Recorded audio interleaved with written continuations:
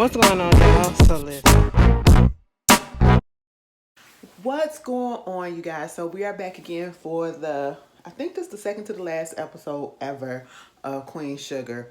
Um, Before I start this, baby, like, don't put your negative comments up in this thing. If you don't like the season, that's on you. I really dislike when people do that. Especially after I give a review and I say how much I love it and everything, and then here come this one person, maybe two. Oh, I just don't, girl. Don't nobody care. I ain't put this out for you to put your negativity out there. Anyway, moving on from that. Queen Sugar season 7, episode 12, Be and Be Better. All right. This was cute. It really wasn't much. You can clearly tell that this is literally the end, okay? Because it's like they're wrapping up a lot of things. They're trying to get back to the root of things. We saw that with Nova's storyline in this episode. She's trying to get back to her roots, to who she was, when we first saw her, okay? With Nova, well, I'm gonna get to her later. I'm gonna get to her because she closes out the show, the episode this week.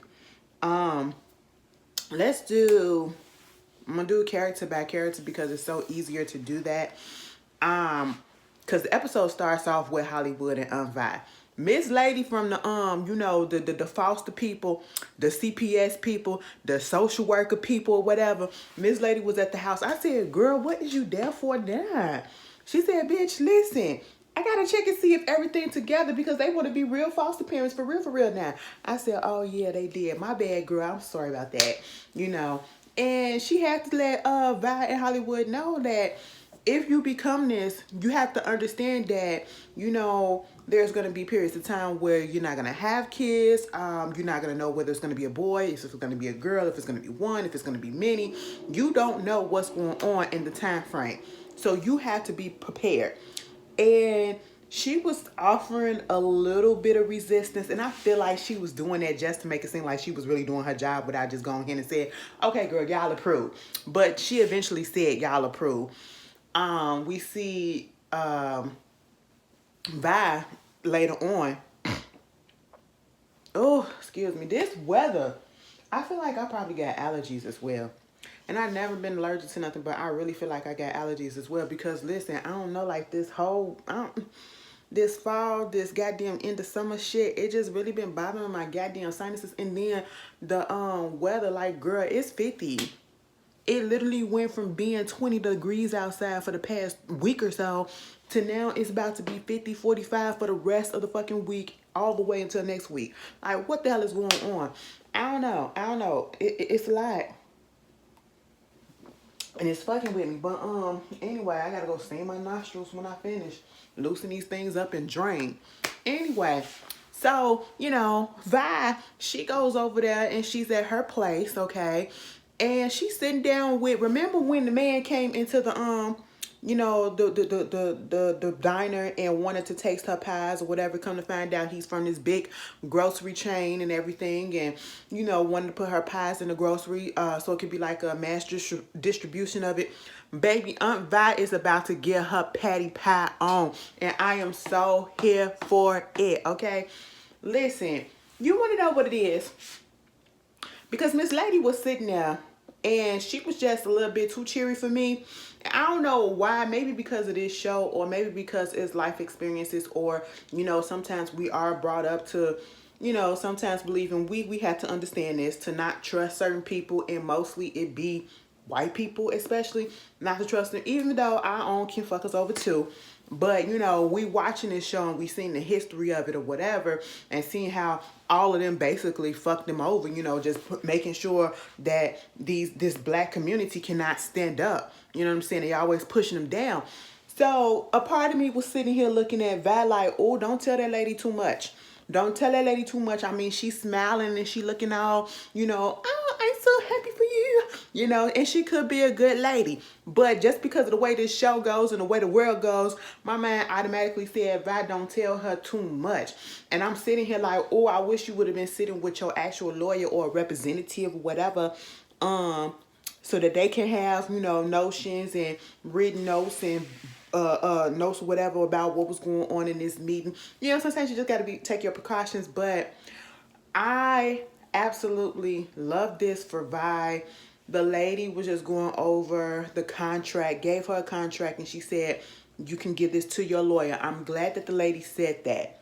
You know, she said here she wasn't waiting for her to just go ahead and sign that or anything. She said, take this to your lawyer, let them look over it. And she was like, that's a good thing. I got a good lawyer to read this, because when I read the shit, I just be like, what the hell is this? I said, ooh, Vi, don't say too much. Don't say too much. That's the part where I was like, don't say too much, okay? But she said, one more thing. I need you to taste the pie, because, you know, just to make sure, you know, before we put it out there on you know, the floor or whatever, we got to make sure that everything is all to the good. It is actually Vi's pies, the recipe and everything. We have to get your approval. I said, all right, Miss Lady. She opened up that little thing. Vi said, come on, let's do this.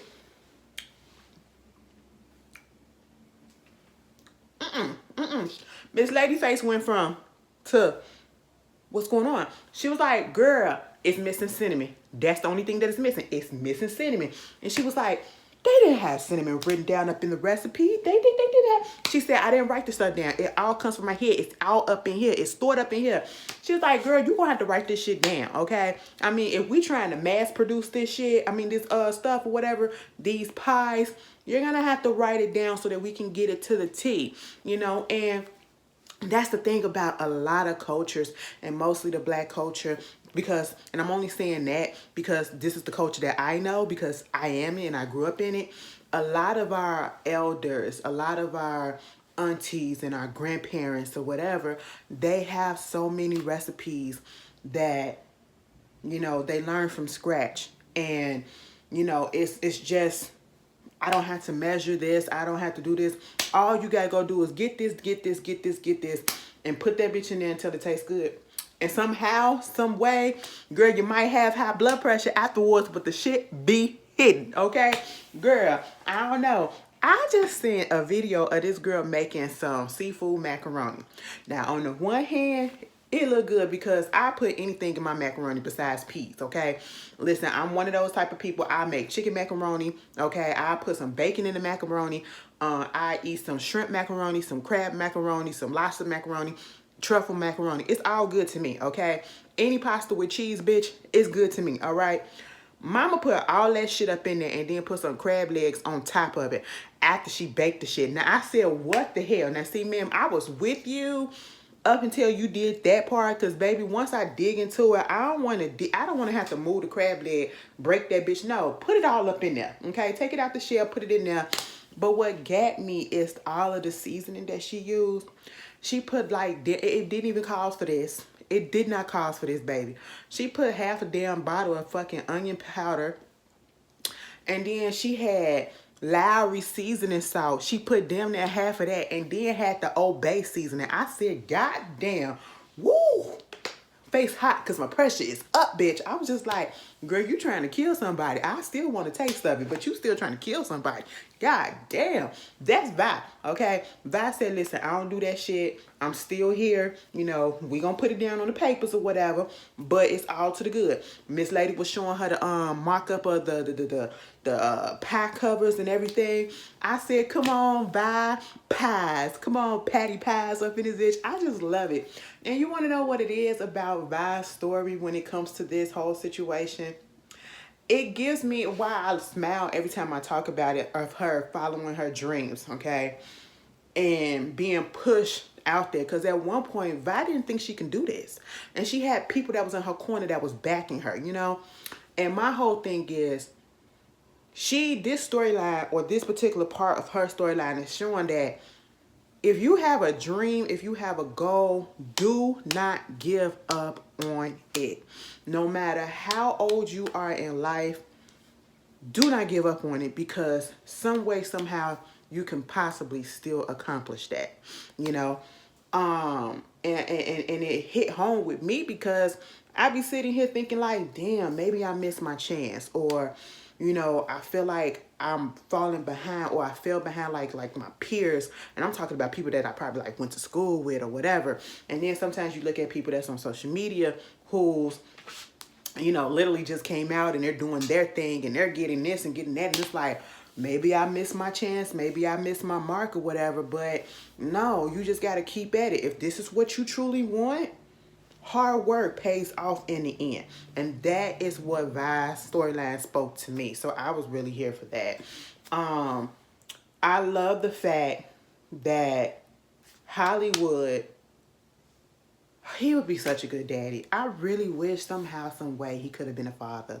He could have had a child on here that could have been biologically his, or they could have adopted or whatever, because he would have been such a good daddy. I mean, this man started dads on patrol for the kids at the high school, and he ain't got no kids in that high school. All because of them foster kids, them little Dante and Joaquin. I said, oh, that is so sweet. It was like, bitch, we ain't doing that bullying shit.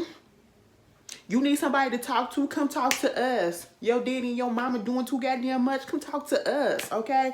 You ain't got to take it out on the kids, come talk to us. That's all it is. These kids just need to talk, okay? They just need to talk and know that somebody is there for them. And baby, he was running for the board, okay? Remember that whole shit that went down with Nova trying to teach the kids? And then that man, the white parent, getting up there talking about something. He want to teach the kids CRT. I said, why you so scared of CRT, boo-boo? And for those that don't know, it's critical race theory. Why you so scared of it? Trying to make our kids feel like they're the reason why this. No, that ain't what it is. It's just repeating history, okay? If we're going to take away that, why don't we just take away all fucking history? Why are we picking and choosing what not to take away, what to take away, okay? Since we doing this whole thing, let me ask this question. Have y'all ever thought about this? Since it's been a topic of goddamn discussion for the past month or so, when the anti-Semitism or whatever, the way that they trying to take away critical race theory out here, first of all, I never knew that that's what they called that shit. I just thought it was fucking history, bitch. Now it's called fucking critical race theory. I said, oh, so you don't want to learn about the niggas and what your ancestors did. Okay, fine. Do y'all wonder, over there in Germany, did they go through a period where they was trying to abolish or, not teach the kids in school about the Nazis and what they did during the Holocaust, during World War II? I wonder that. You know what I'm saying? Since y'all, shit just make it, I'm gonna go Google that, bitch. Put that in my mental thought. Okay, I tucked it in. Y'all just saw me tucked it in? Like that. But anyway, I was just like, sir, what's the problem? He getting up here talking about something, because they debating, because he trying to get the seat too. And I said, no, bitch, sit your ass down. First of all, you ain't even come dressed, okay? Hollywood came promoting his shit, you know what I'm saying? Dads on parole. I said that's what it is, or I should say patrol. That's what it is, Hollywood. Hollywood came through with the glasses too. I said, is there any lenses in those glasses? You picked them glasses up from the goddamn drugstore, bitch. I know a reading glass from the drugstore when I see one, baby. I know.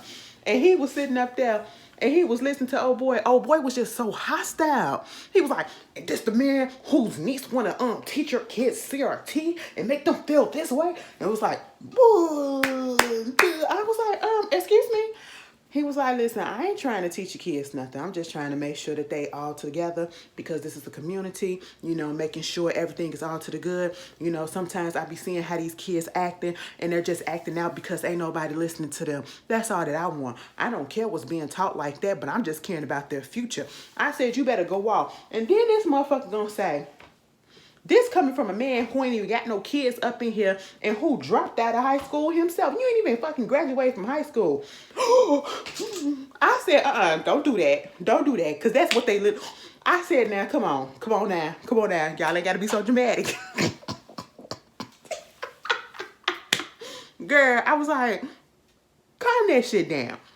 But at this point, Hollywood didn't even let that sweat or push him, bitch. It didn't sway, bother him, or even make him nuck, okay? Girl, Hollywood said, you know what? You 100% correct. I did drop out of high school. Now, see, by the time I got to high school, my grades kind of started falling. It just really wasn't clicking the way that I needed it to be clicked. And I got left behind. nobody really cared. Nobody noticed that I fell through the cracks, okay? It got to the point where my mama got laid off, and I said, I'll help you. I'm going to go get a job. And what she did not realize was that I was going to get a full-time job. And of course, when she found out about that, oh, she got real pissed. But see, it got to the point that nobody even noticed that I didn't even graduate from high school. I didn't even show up to the high school graduation. Nobody noticed that because, again, I fell through the cracks because nobody was paying attention. I'm here to show that I can pay attention because that's what we need for these kids. We need to do this for the fucking community because this is what we're about, right? Our community, right? We need to uphold these kids. We need to uplift these kids. We need to watch after these kids, and that is why I'm here, okay? My name is Hollywood Designate, and I'm here to try to get your vote. I said, you know what? Hollywood going to politics. No, I don't want you sell it like that, okay? This enough. I don't want the mudslinging coming at you like that, okay? Because I'd be pissed. I'd be pissed if they try to go at you, okay? I said Hollywood, and that bitch, they stood up and gave him a standing ovation and stuff for probably 2 people. That dude up in that goddamn lime green shirt and Mr. Angry Man that was sitting up there just looking like, ain't this about a bitch? He couldn't say shit, okay? So, Vi had to pump her man up. Oh, you did so good or whatever, and they up there painting the room and everything. And, everything was just going so well for Hollywood and Vi. I just love the positivity that was in their story throughout. They had a moment where it did seem like that whole shit with Jimmy Dale was probably gonna break them just a little bit, but it didn't. And that's what I love about this show, because we literally had a positive black couple throughout the whole show. The whole show. And I loved it. Anyway, we move on to let's get little Micah out the way for a second. Micah and Kiki, what is that? Micah and Kiki is August Alsina and his friend. Because we'll talk about that later. We're not gonna do that, but I'm saying this for a minute or for a reason. Because honestly, I feel like it's very much platonic, but it's very much still love there. Like they're in love, but it's platonic as hell right about now. Because if you could just sit down with somebody that you've been in a relationship with, or that you have respect for, and they were cuddled up on the couch, she all up on him, but they were respectful with it. It wasn't no sexual type of thing that was going on, and she's still there to encourage him, and vice versa. That is a friendship that was a relationship that turned very much into a friendship. And it seems as though they're one of those things where we literally are better just friends at this moment, because we thrive so much better and we've matured so much better as friends. And that is what it seems like with them.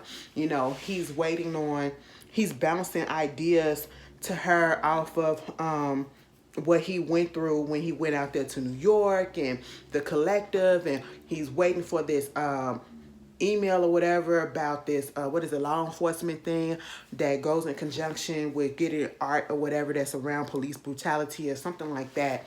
And he was waiting for that, and he winds up getting it. So now he has a real job. It is something real. This is what he's been aiming for, okay? And Kiki giving him all of the encouragement, and he was like, what about what my mom, my dad feel? Because they feel like I should be doing this. They're going to be disappointed. And it was like, it's about what you want. And that's the thing with Micah's situation. And Charlie really disappointed me, but at the same time, Charlie went back to old Charlie. Because remember, Charlie was trying to evolve a little bit in her thinking, you know what I'm saying? But Charlie went back to old Charlie. Even though we didn't see her, we heard her on the phone. Because after Micah sat there or, told Kiki,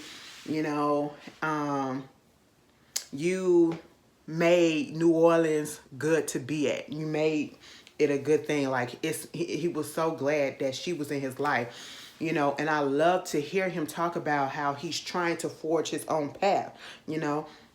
He talked about my parents. They were in LA, but they just never felt like me. That was for them. I come out here to New Orleans and to Louisiana, and it's a beautiful place. It's a loving place. It's a nurturing place. but maybe I need to branch out. I go to New York, and that's where I felt alive. That's where I felt like, for the first time, this is where I need to be. Okay.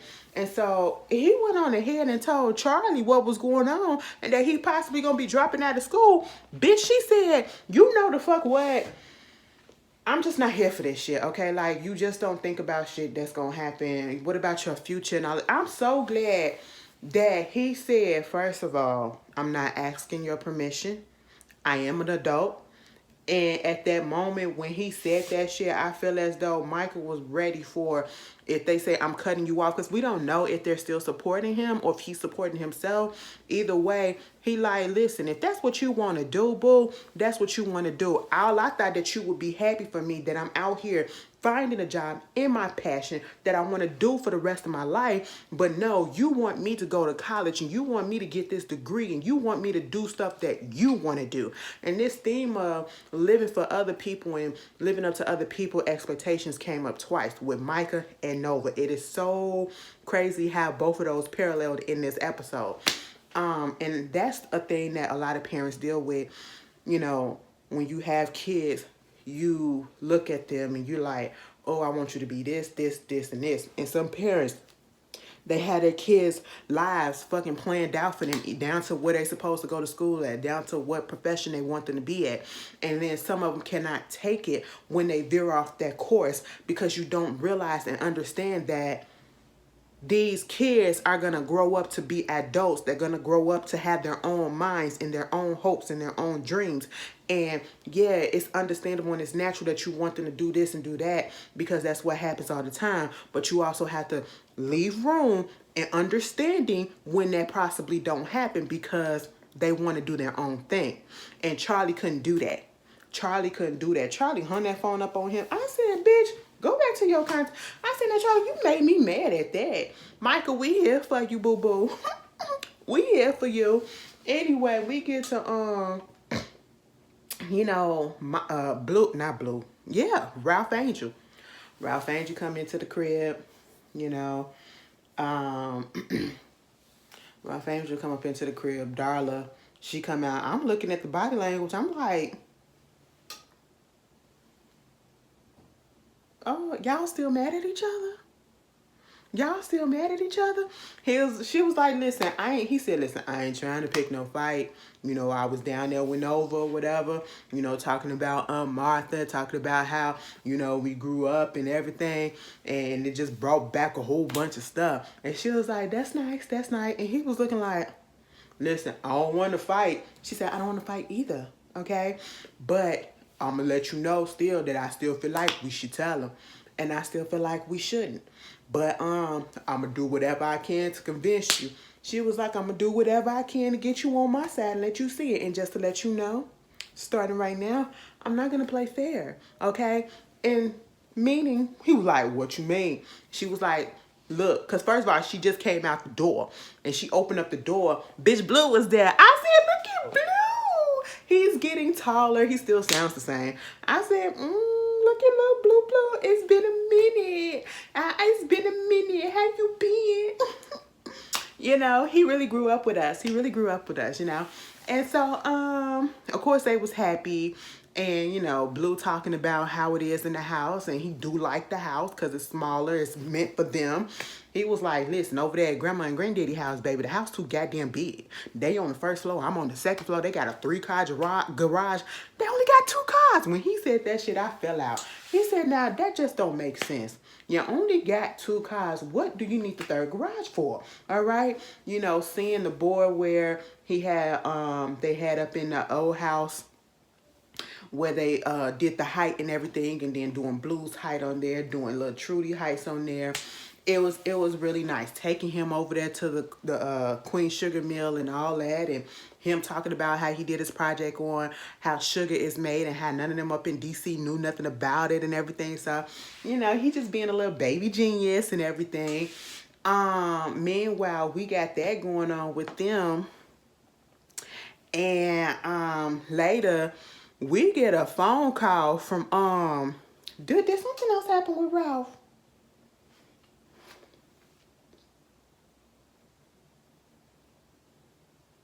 Honestly, Honestly, I don't think so. But later on in the episode, girl, the get you got you gag of it all, okay? Baby, one up for the Bordelon family. One up for the goddamn blacks, bitch. Because what Ralph did at that goddamn USDA meeting came the fuck to fruition, bitch. It was so glad that that black lady was there and said, no, we gonna look through all of this stuff. We ain't sweeping this shit under the rug. I said, thank you, miss. Thank you, miss. Girl, because Cordell, he called them and was like, come down here, bitch. Prosperman was like, it ain't nothing bad, but look at this shit. Girl, they was evicting the fuck out of Sam. Get off the land, bitch. Okay, I said, oh my God, look at all that antique ass old furniture, probably from the turn of the century and everything, just being put all up in front of the land. Baby, that's embarrassing. The same shit that you did to them black farmers, the same shit that you did to Partina, baby, is being done to Sam, because baby, it's called the mighty dollar, bitch. Pay the fuck up. And if you ain't paid up, bitch, you gotta get the fuck out. I said, that's the fuck right. Baby, Ralph said, let me let him know that I did this. And he was like, yo, Sam, yo, Landry, it was me with the USDA. I did that. The border loans. I said, Sam was like, ain't this about a bitch? And right then and there, I was like, maybe he shouldn't did that. But then again, I was like, take this L. This W. Take this W, because y'all needed it. Y'all needed it. The egg on his face, baby, he got evicted and put out, okay? Put all this shit out on the goddamn curb. I said, God damn. Now they finna sell his shit. And, you know, they know that Sam ain't finna go down without a fight. But now they trying to figure out, you know, how they get the land. Because remember, the borderline land is in the middle of all of this shit too, you know. And so Prosper like, bitch, we finna put all this shit together. We finna come together. I mean, we couldn't get Parthena shit, but baby, we gonna come together some way, somehow. Okay, I know it's gonna be some other people trying to get it, but we gonna attempt to get it. I said, Ralph, use the money that the land, go sell that land that Miss Vanessa Bell Calloway, Miss Belly gave you. Okay, use that money as well. Go ahead and get our family land back or whatever. You know, do what you gotta do to make this shit happen, boo boo. Okay, we giving you opportunity. We giving you opportunity, and it was so cute when Prosper was talking, I think, to Hollywood about how it was being married now. It was like, girl, boy, let me tell you something. It's lovely. I wouldn't change it for nothing, but mama done came up in there and changed everything around the house, okay? I said, either she done changed it or threw the shit away. But you know what? I wouldn't change it for 1 minute. I said, and he was talking to Billy. Billy made the decision to go back down to Chicago. Billy, girl, go. Okay, there you go. Meanwhile, let's get to Nova. Nova is so goddamn deep, and sometimes she just be a little bit too deep for me, but she is so deep. You know, this whole thing about going over her Martha's, you know, journal, and realizing that she has really not have been in tune with her gift. You know, the women in her family all have this powerful gift, and they're powerful ladies, and we've seen what that was ever since this first season. You know, they're in touch with their ancestry, they're in touch with the land and the spirits and stuff like that. And you know, she was talking to Ralph about it, and you know, she just felt like she kind of let up Martha down because she kind of let her way get away from her, you know. And then it goes to talking about, you know, Ernest, and you know how he expected things of them so much, and she was like, I was trying to live up to his expectations instead of living up to my mom's. And I was like, you don't really have to live up to anybody's expectations but yourself. And that was that other correlation, that parallel, you know, because then after she did that, then the whole thing with Micah came up with the Charlie situation. But you know, she winds up going over there with Dominic because he was, you know, talking to her before, you know, trying to make sure she was good because she was in mourning, she was in grief, you know, and he was being there for her. He was gonna, prior to this, gonna introduce her to some of his friends, and she was like, yeah, I'm still gonna meet your friends, okay? They went over there to Aunt Martha's house, and, you know, she was talking about how she was writing her book and talking about, you know, the, how powerful she was, and the women in the family having this gift, and that her father didn't understand, talking about Martha's father didn't understand. So she basically had to separate herself from him, you know. I think he died while she was out there in Haiti, and she said, but he still visits me. He used to visit her in her dreams. That's what he said. That's what she said. And she got forgiveness. She forgave him in her dream. And you know, Dominic was like, does your father come to you in your dreams? And she said, sometimes, and my mama. And then so, you know, we get to her mother's room, and it was like, whenever the time is right, you will know when it's right for you to go into this room when you're ready. She unlocked the door, but she couldn't turn the handle. And it wasn't because the room was messed up or whatever. She just physically couldn't turn the handle. She just wasn't ready yet. Meanwhile, you know, she do get to meet Dominic's friends at a little get together. Baby, this professor dude came over there hyping him all up and was like, oh, he talk about you all the time. They call him Wi-Fi because he was always, I need to get some Wi-Fi. I need to get some Wi-Fi so I can talk to my girl, so I can get to my girl. Okay, so you do all that just to put out there that it's this whole dig or something that's going to happen out there in Bali, okay? And I want you to head it up. It's another expedition that's about to happen. So this means that Dominic is about to be gone for a minute. And so at this point, Dominic could not say yes or no in front of the guy because Nova is right there. So he looked at Nova and was like, I mean, Nova said you should do it. He said, I mean, why don't you come with me? She said no. She said, this is your path and you need to follow your path. My path and where I'm supposed to be is right here. And I feel as though, on the one hand, I get what Nova is saying, but also I feel like maybe Nova kind of limited herself to be just in St. Joe's. Maybe she needs to branch out and just travel a little bit. I don't feel like, honestly, I know she's trying to get back in tune with her ancestral spirits and ancestral heritage, but at the same time, she sacrificed this relationship. And honestly, I feel as though it's because she really wasn't into it this way she really thought she was. Because I would have just said, you know, when is this dig supposed to happen? Okay, it's supposed to happen a few months from now or maybe a week from now, whatever. I'll think about it, possibly go. And knowing that we're not going to stay over there forever, we're just staying over there until the dig is over. And then we're coming back. It's what, a few months? Girl, we still could have been together. I just don't feel like, you know, I just feel like she already knew that Dominic just wasn't it. Bitch, and if it come out next week that she going with Camille, I'm going to be like, see, bitch, that's just where it is. Well, I see why you stand up in St. Joe's. But am I sad to see Dominic go? No. Baby, it is what it is. Listen, he can't win for shit, bitch. He done been on 3 shows that he didn't damn near got rejected on all within the last year or so. Okay? And listen, he was on Our Kind of People, and he had to compete with Yaya and Lance Gross. And I don't even think she chose him. She chose Lance. Okay? Then he was on fucking Reasonable Doubt. Okay? And he was about to give up on Jax because Jax was choosing a criminal dick that almost killed her ass over him, you know. Mind you, that was his wife, okay? And now on here, girl, it is something, all right? But this episode was deep, you know, because they did a little ceremony, honoring ceremony or whatever for Aunt Martha.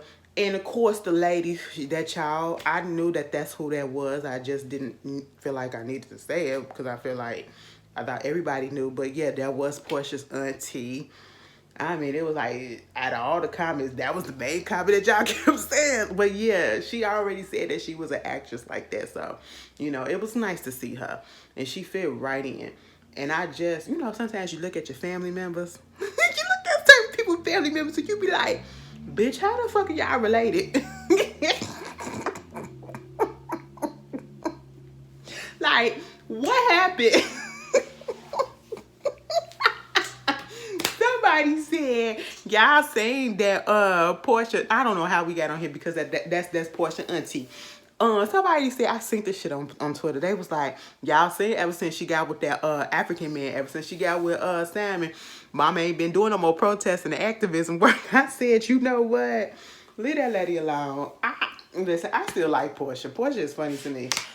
Home wrecker she may be, but the bitch is funny. But anyway, that was Queen Sugar.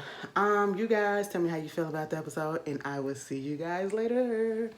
And if this is the last review that you... Well, bitch, I'll be back tomorrow because I don't know if y'all gonna watch what it is. But I don't think what it is should be that long because it really should be happening. Then it's the holiday. So I'll see y'all tomorrow.